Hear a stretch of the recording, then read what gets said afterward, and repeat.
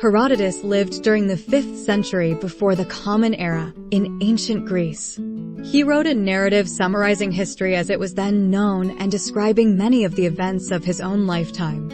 Although direct discussion on his biases and epistemology is saved for the conclusion of the series, on this video you may learn details about a portion of his work, the 7th book, called Polymnia, the first line at Thermopylae.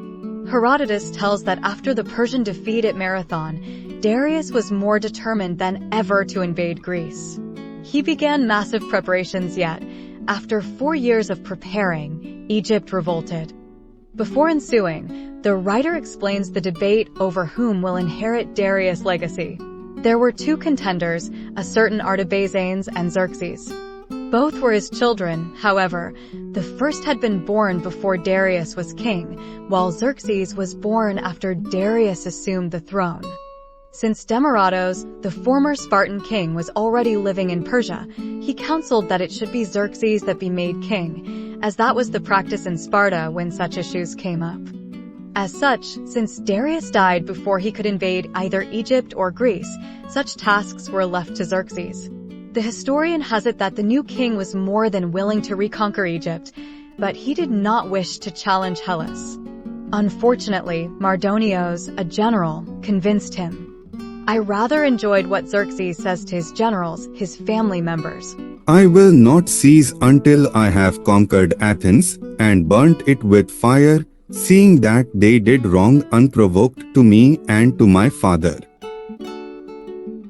There is no city of men nor any race of human beings remaining, which will be able to come to a contest with us, when those whom I just now mentioned have been removed out of the way. Allow me to say, had the Persians conquered Greece, all manner of discoveries and progresses might have not yet taken place. Consider how, it was only about 300 years ago that Westerners explained to Easterners Anaximander's theory of relativity, that the Earth is round. Know that on this channel you may also learn about much of the surviving pre-Socratic writings. Mardonios, the hawkish, glory-seeking general then mocks the Greeks' manner of fighting. In particular, the practice of agreeing upon a common ground to fight their battles. You know, noble and civil manner of fighting, LOL. But there is a counterweight to Mardonius, a certain Artabanos. He is more dovish and, if not peaceful, certainly cautious. He counsels Xerxes against invading Greece. Let me quote. But thou, O king, art intending to march against men who are much better than the Scythians, men who are reported to be excellent both by sea and on land, since the Athenians by themselves destroyed that great army which came with Datis and Artaphernes to the Attic land. He warns that whatever bridge is laid across the Hellespont might be captured, as it almost happened when Darius invaded the Scythians. I should note, these speeches were filled with possible aphorisms, what I call aphoristic boulders. For example, one was about the nature of counsels, of advices. Another amounts to a religious proof, a pagan proof of the need to be humble. On the final video of the series you may hear what I turn them into. Another example, consider how Artabanos chastises Mardonios. He accuses him of lying about the Greeks, as he says, For slander is a most grievous thing. The slanderer does a wrong in that he speaks against one who is not present, the other in that he is persuaded of the thing before he gets certain knowledge of it. Despite the wisdom of his words, Xerxes is initially only enraged and further insists on his decision to invade. The most curious events ensue. Surely what follows cannot be entirely true. First, despite suffering dreams that told him he should proceed with the invasion, Xerxes calls back his orders. Yet, the dreams keep haunting him. The dreams tell him that he will lose his throne if he does not attack Greece. The emperor is caught in an awful bind. He cannot yet again change his orders, as that would make him appear undecisive, but he is afraid of his dreams. Xerxes, therefore, asks Artabanos to sleep in his bed, as whatever alleged force that is causing the dreams might then affect Artabanos as well. Curiously enough, Herodotus has Artabanos argue that dreams are not caused by any deity or divine power. Rather, he says that they are caused by whatever preoccupies the mind. Nonetheless, Artabanos humors Xerxes, sleeps in his bed, and lo and behold, he too suffers a most vivid dream. The dream also told him about the importance, the need, to invade Greece. Therefore, with that excuse, Xerxes is able to, once again, change his orders without appearing too fickle and undecisive. I should mention that Xerxes is rather young at this time. Not a minor, but still more akin to a young man. Also, to be perfectly clear, he had already reconquered Egypt and set it under an even harsher rule than before. As for the army he assembled to invade Greece, the historian says, "First of all the armies of which we have knowledge, this proved to be by far the greatest." Almost poetically, the writer enumerates all the famous armies that were smaller than this one. Xerxes then sent messengers to all of Greece asking for earth and water. All of Greece, except Athens and Sparta. It turns out that both, Athens by the hands of Themistocles and Sparta by the hands of Leonidas, killed the previous Persian messengers. Such a deed gives me goosebumps. Funny enough to mention, while laying out the bridge across the Hellespont, a storm appeared that destroyed the work, and thus Xerxes literally had the waters flogged. Yes, he put people to flog the ocean, as they said. "Thou bitter water, thy master lays upon thee this penalty, because thou didst wrong him, not having suffered any wrong from him." Also, as a typical tyrant, he had the engineers' heads cut off. Herodotus describes much about the army and the crossing, but perhaps most noteworthy is some philosophical musing he places in the mouths of Xerxes and Artabanos. First, the king weeps as he sees the majesty of his army, and when asked he says he does so as he is confronted with the brevity and ultimate insignificance of life. His commander replies, No man, either of these here or of others, is made by nature so happy, that there will not come to him many times, and not once only, the desire to be dead rather than to live. For misfortunes falling upon us and diseases disturbing our happiness make the time of life, though short indeed, seem long, and God, having given him to taste of the sweetness of life, is discovered in this matter to be full of jealousy. Come to think of it, one or several aphorisms may be crafted out of this. Likewise with, Know that accidents will rule men and not men the accidents. many such gems ensue. However, I cannot quote those here and now as this is intended to be a short summary. Although, consider that there even is a possible logical premise, possible as all such premises are merely possible, that would disprove much, if not all, of the Big Bang Theory. Returning to the narrative, Herodotus describes various bad omens the Persians suffered as they crossed the Hellespont. These included a mare giving birth to a hare and a mule being born with both genders. The historian numbers the army at about 170,000. Of course, other historians' numbers differ. Regardless, it was the largest force to ever invade Europe until the Allied invasion of Normandy during the currently called World War II. Xerxes counted the total number of his men by having 10,000 men grouped together as tight as they could and marking the boundary of the group. Then he had group after group fill the marked boundary and, eventually, they found the aforementioned number as a most estimable total. In describing the generals and admirals serving Xerxes, Herodotus makes special mention of Artemisia. She is the now most famous Greek warrior queen of Halicarnassus. Let me quote, "Being a woman. For after her husband died, she holding the power herself, although she had a son who was a young man, went on the expedition impelled by high spirit and manly courage, no necessity being laid upon her."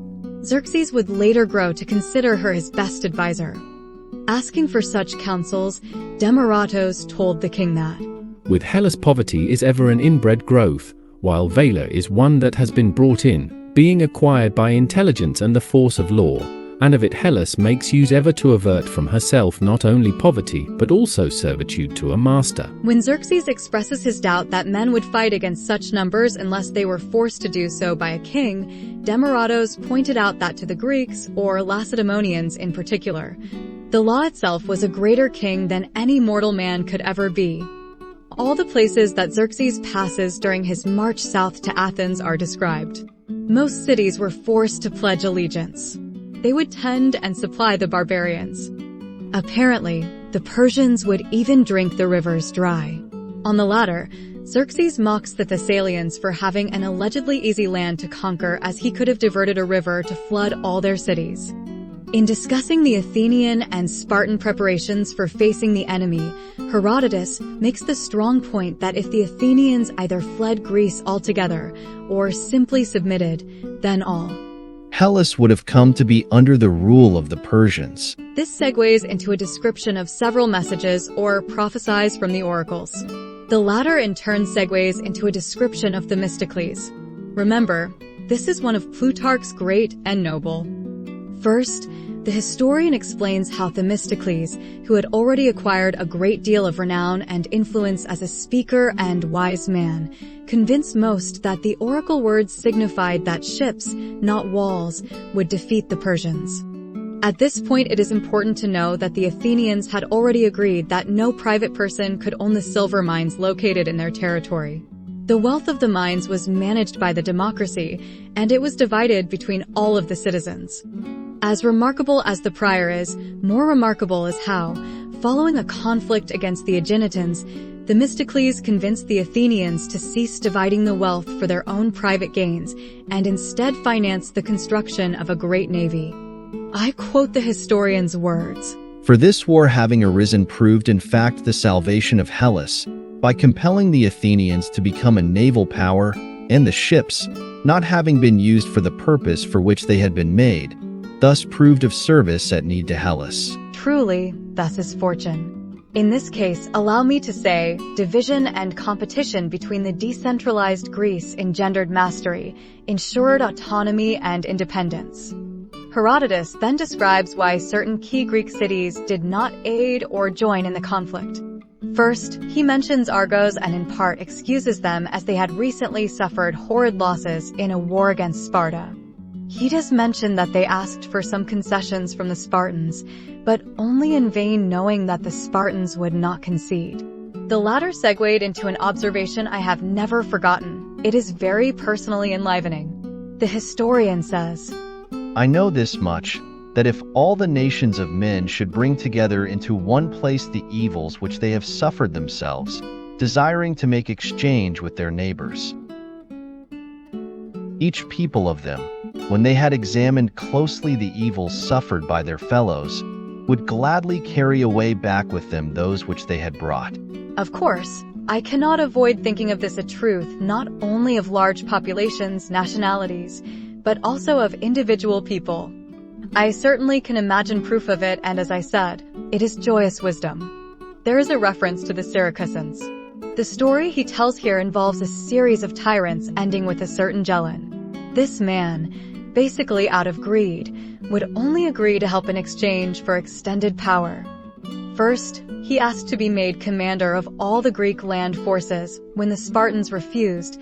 Then he asked to be likewise of only the naval forces, but when the Athenians refused, and also a conflict with the Carthaginians arose, he ended up merely sending some provisions. It is said that this man defeated the invading Carthaginians on the same day that the Athenians defeated the Persians at Salamis. Either way, Syracuse has a funny history. Too many tyrants and seemingly never secure democracy, though always a very important city. You may learn more about Syracuse and Gelon from Diodorus Siculus' Library of History. It is an amazing, action-packed story.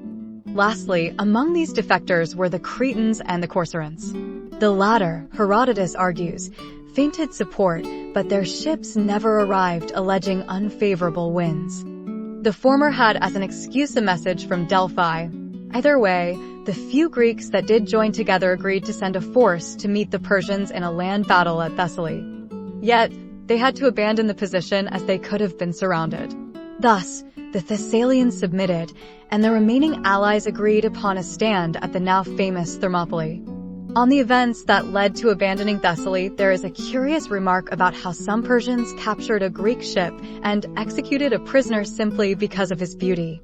Apparently, they wanted the pride involved in killing the most beautiful man of the enemy. I find such a thing very curious. Luckily, by divine will, a storm arose that wrecked a large portion of the Persian fleet. This storm raged for over 3 days. It makes Herodotus refer to Poseidon as the savior. Describing the Greek force that gathered at the narrow passage of Thermopylae, the writer confirms that due to a religious inconvenience, the Spartans were only able to send 300 men. In fact, no city sent more than 1,000 soldiers. Of course, Herodotus describes many things such as the Persian scout that saw the Greeks exercising and combing their long hair. On this, Demaratos told Xerxes that it meant they were preparing to meet their death.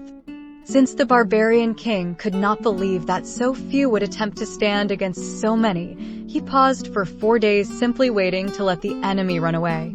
Unfortunately for Xerxes, once they did attack, the Greeks made it evident to every man, and to the king himself not least of all, that human beings are many, but men are few. I will turn it into a less haughty aphorism. All the Greeks took turns fighting on the first line. Then there is a mention of the now infamous Ephialtes. In all likelihood, it was him that showed the Persians how to get around and envelop the Greek position. 1,000 Greek Phocians had been set to guard the mountain pass. Herodotus credits them as having been willing to fight to the death. However, the enveloping force was not interested in them and thus bypassed them. In the end, the historian credits Leonidas for ordering most Greeks to leave while he stayed behind with his Spartans, as well as some Thespians and Thebans. I must say, the latter two are unfairly forgotten about. All these men fought in the most courageous manner and brought all manner of death to the barbarians before their final fall. Let me quote, "There was no reckoning of the number that perished, for knowing the death which was about to come upon them by reason of those who were going round the mountain, they displayed upon the barbarians all the strength which they had, to its greatest extent, disregarding danger and acting as if possessed by a spirit of recklessness." Herodotus says that 2 of Xerxes' brothers were killed during this last day of fighting. Although he does not explain how this could have happened, Diodorus Siculus has it that the remaining Greeks performed a surprise attack on the Persian camp. I feel a movie should have shown that. Herodotus credits Dionysius, the man that uttered some now eternally famous sentences such as, "Then we will fight in the shade," 2 brothers, Alpheus and Maron, and a Thespian, Dithyrambos, as the most courageous of those that died that day. Of course, they were all as courageous and essential for the worthiest thing in the world. Xerxes was, of course, distraught at the adversity, challenge of this ultimately meager victory. He asked Demaratos for advice, and the former Spartan king told him he should invade an island south of Sparta. This would threaten the Spartans' home and make it impossible for them to aid the other cities. As such, Xerxes might then conquer without the Greeks being united. Of this plan, Xerxes' brother and admiral refused, since so much of their navy had been destroyed by the previous storm. There was little confidence in dividing their fleet further. Frustrated and angry, Xerxes had the head of the already dead Leonidas removed and his body crucified. This practice towards corpses was most unusual for the Persians and proof of Xerxes' frustration. To end this book, Herodotus attempts analyzing, perhaps excusing, Demaratos' behavior. I will skip such details. Simply let it be known that it is plausible that the exiled Spartan was in fact playing the role of a double agent, informing the Greeks while pretending to help the Persians. In the next book, the Athenians will have to abandon their city, the barbarians will threaten the Oracle of Delphi, and many will call for breaking up the Greek Union. Now, to pique your curiosity, to motivate you to watch the last video of the series, I gift you a teaser sample of one of the many aphorisms I crafted as I read this author.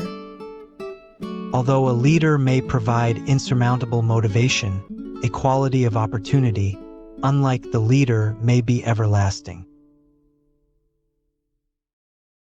If you enjoy or gain from my aphorisms, know that I have thousands. I will be writing books with short thematic essays composed out of aphorisms.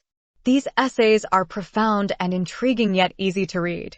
For very cheap copies, look up Protagoras Pause in the Amazon website. I repeat, Protagoras Pause, that's my name.